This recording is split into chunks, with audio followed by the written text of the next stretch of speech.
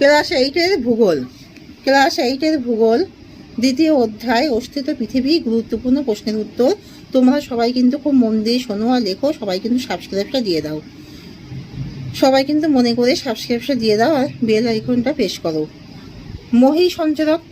মহীসঞ্চরণ তত্ত্বের প্রবক্তাকে Alfred Wegener. মহীসঞ্চরণ তত্ত্ব অনুসারে বিশাল আকৃতির মহাদেশটির নাম কি? প্যানজিয়া। পর্যাপ্ত আকার দন্তান্ন বর্গীয় হস্য অন্তঃস্থ আকার। প্লেট শব্দটি প্রথম কে ব্যবহার করেন? ভূবিজ্ঞানী উইলসন। পৃথিবী পৃষ্ঠ কতগুলি পাতের সমন্বয়ে গঠিত? 6 বা 7টি বড় পাত এবং 20টি মাঝারি ও ছোট পাতের সমন্বয়ে গঠিত। পাত সমস্থান তত্ত্বের জনক কাকে বলা হয়? পিচকে। পয়চন্দ্রবিন্দু পশ্চি চয়কা পিচকে। কোন স্রোতের প্রভাবে পাতগুলি চলমান হয়? পরিচালন স্রোতের প্রভাবে। অগ্নুদ্গম কাকে বলে? ভূগর্ভে উত্তপ্ত গলিত ম্যাগমা যখন ভূত্বকের কোনো ফাটল বা ছিদ্রপথে বিস্ফোরণ সহ অথবা শান্তভাবে ভূপৃষ্ঠের বাইরে বেরিয়ে আসে তখন সেই ঘটনাকে অগ্নুদ্গম বলে। আগ্নেয় পর্বত বা সঞ্চয়িত পর্বত কাকে বলে?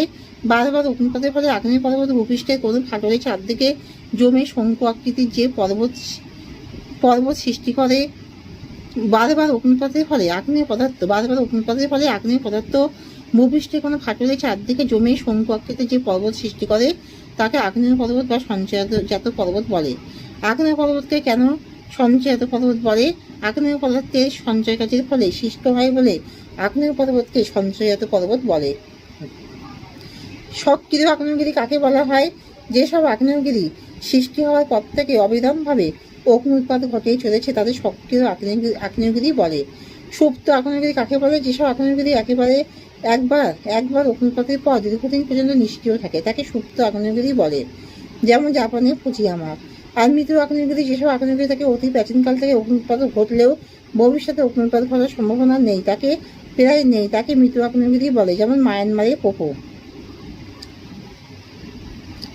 প্রাচীন ও নবীন ভঙ্গিল পর্বত কত বছর আগে সৃষ্টি হয়েছে? প্রাচীন ভঙ্গিল পর্বত 20 কোটি বছরের আগে আর নবীন ভঙ্গিল পর্বত 1 থেকে 2.5 কোটি বছর আগে। পৃথিবীর সর্বোচ্চ আগ্নেয়গিরি কোনটি?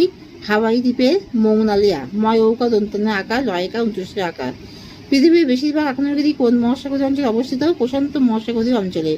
কোন আগ্নেয়গিরি ভূমধ্যসাগরীয় আলোকস্তম্ভ নামে পরিচিত?